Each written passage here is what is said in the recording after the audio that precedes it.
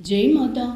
ചരണം ശരണം രമാംബികേ, ചരണം ശരണം ത്രയംബകേ. ആവർത്തിച്ച് ചെയ്യുന്ന കർമ്മങ്ങളിൽ നിന്ന് സംസ്കാരം ഉരുത്തിരിയുന്നു. നല്ലതും ചീത്തയുമായ എല്ലാ സംസ്കാരങ്ങളുടെയും സ്ഥിതി ഇതുതന്നെ. ആധ്യാത്മികതയിലും ഇതുതന്നെയാണ് മനുഷ്യ മനസ്സിനെ രൂപപ്പെടുത്തുന്നത്. നിങ്ങൾ അനുഷ്ഠിക്കുന്ന സാധനകൾ, വായിക്കുന്ന പുസ്തകങ്ങൾ, ഇടപഴകുന്ന ജനങ്ങൾ, വിശ്വസിക്കുന്ന തത്വശാസ്ത്രം, ഇവകളിൽ നിന്നെല്ലാം സാധന സംസ്കാരം എന്ന ഒന്ന് ഉരുത്തിരിയുന്നു. സിദ്ധപുരുഷന്മാരിൽ പോലും ഈ സാധനാ സംസ്കാരത്തിൻ്റെ പ്രഭാവം കണ്ടുവരുന്നു. ശ്രീരാമകൃഷ്ണ പരമഹംസരുടെ കാളീഭക്തിയും തുക്കാറാമിൻ്റെ വിഠോബ ഭജനവും രമണ മഹർഷിയുടെ മൗനവും എല്ലാം തന്നെ ഇത്തരം സാധനാ സംസ്കാരത്തിൻ്റെ ലക്ഷണമാണ്.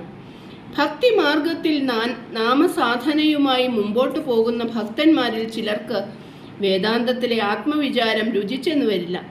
അതുപോലെ തന്നെ വേദാന്ത വിചാരത്തിൽ അഭിരുചിയുള്ള സാധകരിൽ ചിലർക്ക് ഭക്തിയിലെ നാമസങ്കീർത്തനം, നാമജപം മുതലായവയിൽ അത്ര തന്നെ താല്പര്യം കണ്ടെന്നു വരില്ല.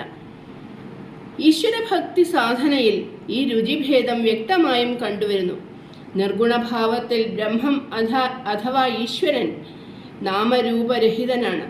എന്നാൽ വിവിധ നാമരൂപ ഭാവങ്ങളുമായി ബന്ധമുള്ള കല്യാണ ഗുണങ്ങളുടെ ആലയമായ സർവേശ്വരനാണ് ഭക്തന്മാരാൽ ആരാധിക്കപ്പെടുന്നത്. എല്ലാ ദേവീദേവന്മാരും ഒരേ ബ്രഹ്മവസ്തുവാണെങ്കിലും ഭക്തന്റെ സാധനാ സംസ്കാരം അനുസരിച്ച് അദ്ദേഹത്തിൻ്റെ ഇഷ്ടവും അഭിരുചിയും ഒരു പ്രത്യേക ദേവനോടായിരിക്കും. ഇതാണ് ഇഷ്ടദേവതാ സങ്കല്പത്തിൻ്റെ അടിസ്ഥാനം. ദൈവം നിങ്ങളുടെ ഇഷ്ടവസ്തുവായി ഭവിക്കണം. അതാണ് ഇഷ്ടദേവതാ സങ്കല്പത്തിന് അർത്ഥം പകർന്നു കൊടുക്കുന്നത്. നിങ്ങളുടെ ഇഷ്ടം നശ്വരമായ വിഷയങ്ങളോടാണെങ്കിൽ പിന്നെ എൻ്റെ ഇഷ്ടദൈവം രാമനാണ്, എൻ്റെ ഇഷ്ടദൈവം ദേവിയാണ് എന്നെല്ലാം പറയുന്നതിൽ എന്തർത്ഥമാണുള്ളത്? ഭക്തൻ്റെ പ്രേമഭാജനം ഭഗവാൻ മാത്രമാണ്. തൻ്റെ ഇഷ്ടദേവനോട് അയാൾ 100% കൂറു പുലർത്തുന്നു. അദ്വൈതാനുഭൂതിയോടുകൂടി ഇഷ്ടദേവതാ ഭക്തിക്ക് പ്രസക്തി നഷ്ടപ്പെടുന്നു എന്ന് വിചാരിക്കരുത്. അദ്വൈതാനുഭൂതിയിൽ ജ്ഞാനത്തിൻ്റെയും പ്രേമത്തിൻ്റെയും പൂർണ്ണതയിൽ എത്തിയ ഭക്തൻ തൻ്റെ ഇഷ്ടദേവതയോടുള്ള കൂറ് തുടർന്നും പുലർത്തി വരുന്നത് ഭക്തിയുടെ ഒരു വൈശിഷ്ട്യമായി കരുതിയാൽ മതി. ശ്രീരാമ പ്രേമ സുധാസാഗരത്തിൽ ആറാടിയ തുളസീദാസൻ മധുരയിൽ ദ്വാരകാധീശ ക്ഷേത്രം സന്ദർശിച്ചപ്പോൾ അദ്ദേഹത്തിന് മുരളീധര ഭാവത്തിലുള്ള ശ്രീകൃഷ്ണ പരമാത്മാവിൻ്റെ ദിവ്യദർശനമുണ്ടായി. ദർശനത്താൽ പുളകം കൊണ്ട ആ ഭക്തോത്തമൻ ഭഗവാനോട് പ്രാർത്ഥിക്കുകയാണ്, ഭഗവാനെ, അവിടുന്ന് ബഹുരൂപിയാണ്, അനന്തമായ രൂപഭാവങ്ങളെ ധരിക്കുന്നവനാണ്. എന്നാലും എൻ്റെ ഹൃദയാന്തരാളത്തിൽ ഞാൻ എപ്പോഴും കാണാൻ കൊതിക്കുന്ന ആ ദിവ്യ രൂപദർശനം നൽകി എന്നെ അനുഗ്രഹിക്കണമേ. തൽക്ഷണം മുരളീധര രൂപം അപ്രത്യക്ഷമായി. തൽസ്ഥാനത്ത് അതാ വിരാജിക്കുന്നു കോദണ്ഡപാണിയായ ഭഗവാൻ ശ്രീരാമചന്ദ്രൻ. തുളസീദാസൻ ജ്ഞാനിയും പരമഭക്തനുമായിരുന്നു. ദൈവത്തോടുള്ള അദ്ദേഹത്തിൻ്റെ ഈ രൂപാസക്തി ജ്ഞാനത്തിൻ്റെ കുറവായി കണക്കാക്കരുത്. ഭക്തിയുടെ അതുല്യ ചാരുതയായി അത് പ്രശോഭിക്കുന്നു. പ്രേമരസം ആസ്വദിക്കാൻ വേണ്ടിയാണല്ലോ അദ്വൈതാനുഭൂതിക്ക് ശേഷവും ഭക്തൻ ദ്വൈതം കൽപ്പിച്ചുകൊണ്ട് വിട്ടുനിൽക്കുന്നത്. മായാവശകരായ ജീവന്മാർക്ക് ഈ ഭാവത്തിൻ്റെ പൊരുൾ പിടികിട്ടുകയില്ല. സമ്പൂർണ്ണ മനസ്സോടെ ഇഷ്ടദേവനെ ആരാധിക്കുക, സ്നേഹിക്കുക, അഥവാ സ്നേഹം അഭ്യസിക്കുക. ഈശ്വരൻ ഒന്നേയുള്ളൂ. എന്നാൽ രൂപങ്ങൾ, ഭാവങ്ങൾ, ലീലകൾ ഇവകളിൽ വൈവിധ്യമുണ്ട്. നിങ്ങളുടെ ഹൃദയത്തിനിണങ്ങിയ രൂപത്തെ ഉപാസനയ്ക്കായി സ്വീകരിക്കാം. അത് ശ്രീരാമനോ, ശ്രീകൃഷ്ണനോ, ദേവിയോ, ശിവനോ, മുരുകനോ, ഗണപതിയോ, അയ്യപ്പനോ ആവാം. എന്നാൽ ഒരു കാര്യം, ഇഷ്ടദേവൻ പൂർണ്ണ ബ്രഹ്മമാണെന്നറിയണം. തൻ്റെ ഉപാസനാമൂർത്തിയേക്കാൾ വലിയ ഒരു ദേവൻ വേറെയുണ്ടെന്ന് തോന്നുന്നുവെങ്കിൽ ഉപാസനയ്ക്കും ഭക്തിക്കും അർത്ഥമില്ല. ഇതര ദേവന്മാരെയോ ക്ഷേത്രങ്ങളെയോ മന്ത്രങ്ങളെയോ ഗുരുഭൂതന്മാരെയോ വിമർശന ദൃഷ്ടിയിൽ കൂടെ നോക്കരുത്. ഹീനദൃഷ്ടി ഒരിക്കലും അവലംബിക്കരുത്. ഒരു ദേവൻ മറ്റൊരു ദേവനേക്കാൾ വലുതാണെന്ന് കരുതരുത്.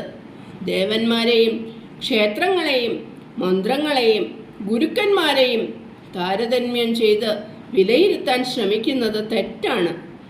ശൈവമതം, വൈഷ്ണവമതം, ശാക്തേയമതം, ഗാണപത്യമതം എന്നിങ്ങനെ വിവിധ സമ്പ്രദായങ്ങൾ നിലവിലുണ്ട്. ഓരോ സമ്പ്രദായത്തിലും അതാതിൻ്റെ മുഖ്യദേവനാണ് പരമപ്രാധാന്യം നൽകപ്പെട്ടിട്ടുള്ളത്. അതാത് ദേവനെ പരമസത്യമായി പുകഴ്ത്തിക്കൊണ്ടുള്ള സ്തുതികളും ഗ്രന്ഥങ്ങളും തത്വശാസ്ത്രങ്ങളും ആരാധനാലയങ്ങളും നിലവിലുണ്ട്. ഈ വൈവിധ്യത്തിൻ്റെ പൊരുൾ മനസ്സിലാക്കി മത്സരബുദ്ധിയോ വിദ്വേഷഭാവമോ ഇല്ലാതെ തൻ്റെ ഇഷ്ടദേവനെ ഭജിക്കാൻ കഴിയണം. ശൈവമതത്തിൽ ശിവനാണ് പരമസത്യവും പരമേശ്വരനും. വൈഷ്ണവ മതത്തിൽ വിഷ്ണുവാണ് പരബ്രഹ്മം, വിഷ്ണു തന്നെ പരമേശ്വരൻ.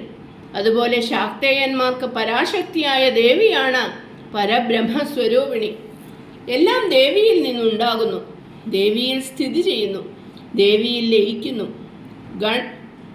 ഗണ്യപത്യന്മാർക്ക് മഹാഗണപതിയാണ് പരബ്രഹ്മം. എല്ലാ ദേവന്മാരുടെയും ഉദ്ഭവസ്ഥാനം ഗണപതിയാണ്. സൃഷ്ടിയാദി കർമ്മങ്ങൾ ഗണപതിയുടെ വിളയാട്ടം. ഇങ്ങനെ പോകുന്നു ഹൈന്ദവ മതത്തിലെ പരദേവതാ സങ്കല്പം. എന്നാൽ കുട്ടികളെ മനസ്സിലാക്കുക, ശൈവന്മാരുടെ പരമശിവനും വൈഷ്ണവരുടെ മഹാവിഷ്ണുവും ശാക്തേയന്മാരുടെ ദേവിയും ഗണപത്യന്മാരുടെ മഹാഗണപതിയും എല്ലാം ഒന്നാണ്, ഒരേ പരബ്രഹ്മം. ഇത് മനസ്സിലാക്കിയാൽ മനസ്സ് ഉപാസനയിൽ സുഗമമായി വർത്തിക്കും, അന്ധവിശ്വാസങ്ങളിൽ നിന്ന് വിമുക്തമാകും, ദൃഷ്ടി നിർമ്മലവും വിശാലവുമായി ഭവിക്കും.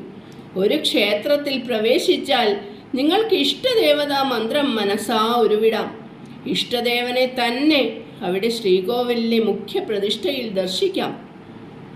എന്നാൽ അനേകം കണ്ഠങ്ങളിൽ നിന്നുയരുന്ന ആ ദേവന്റെ മഹാമന്ത്രത്തിൽ നിങ്ങളും പങ്കുചേരണം. ആ ഭക്തി പ്രവാഹത്തിൽ അലിഞ്ഞു ചേരണം. അത് ക്ഷേത്രത്തിൽ പാലിക്കേണ്ടതായ മര്യാദകളിൽ ഒന്നാണ്.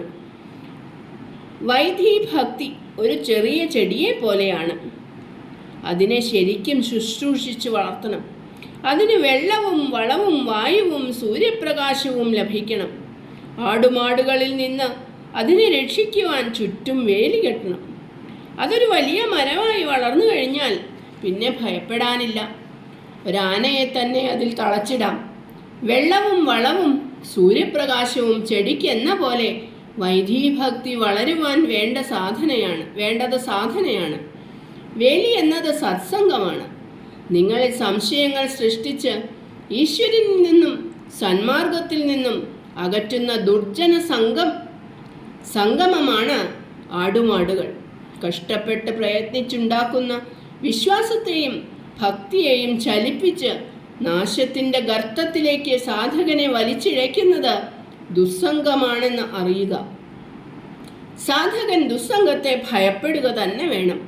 നിങ്ങൾക്ക് ഈശ്വരനിലോ ഗുരുവിലോ സാധനയിലോ ഉള്ള വിശ്വാസത്തെയും ഗുരുബന്ധുക്കളിലുള്ള സ്നേഹത്തെയും ഗുരുവിൻ്റെ സ്ഥാപനത്തോടുള്ള കൂറിനെയും ചലിപ്പിക്കുന്ന വാക്കുകളോ പ്രവൃത്തിയോ സമ്പർക്കമോ ഏതാളിൽ നിന്ന് വന്നാലും അത് ദുർജന സംസർഗമാണെന്നറിയണം.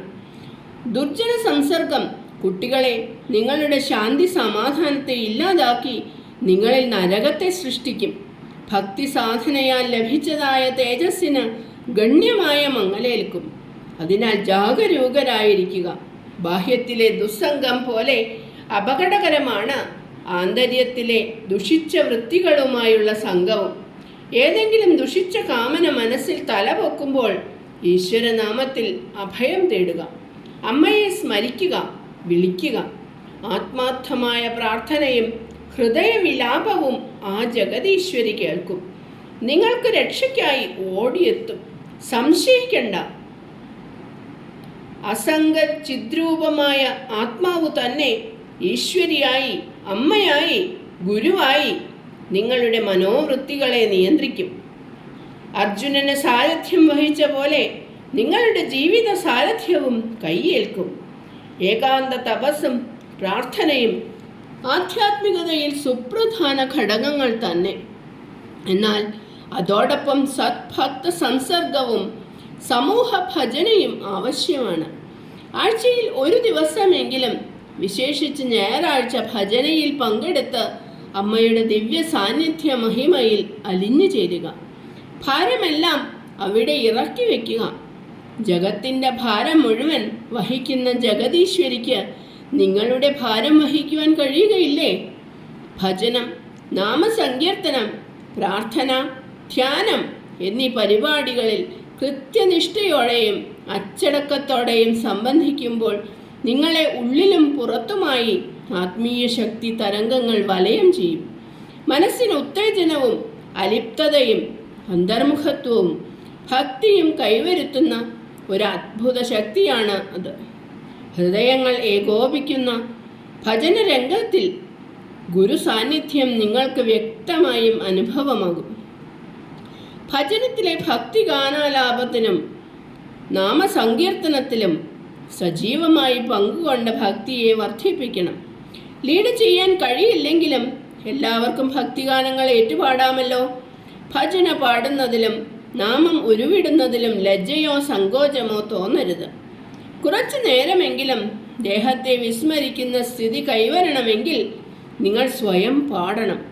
മറ്റൊരാൾ ഭക്ഷണം കഴിക്കുന്നത് നോക്കിയിരുന്നാൽ നിങ്ങളുടെ വിശപ്പടങ്ങുമോ? തൃപ്തി വരുമോ? ഗാനങ്ങളിൽ കൂടിയുള്ള ഈശ്വരാരാധനയാണ് ഭജനം. അതിൽ സ്വയം പങ്കുചേർന്ന് ആലപിക്കണം. ഭജനം പാടി ഹൃദയം തുറക്കണം. അപ്പോഴാണ് ഭജനാനന്ദം ശരിക്കും ആസ്വദിക്കാൻ കഴിയുക. ഭജനയിൽ വിവിധ ദേവന്മാരുടെ സ്തുതികളാണല്ലോ പാടുന്നത്. അപ്പോൾ തൻ്റെ ഇഷ്ടദേവതയോടുള്ള ഭക്തിയെ അത് ബാധിക്കുകയില്ലേ എന്ന സംശയം ചില സാധകരിൽ വരുന്നു. എല്ലാ ദേവന്മാരെയും ആത്മസ്വരൂപിയായി ഭാവിക്കുക.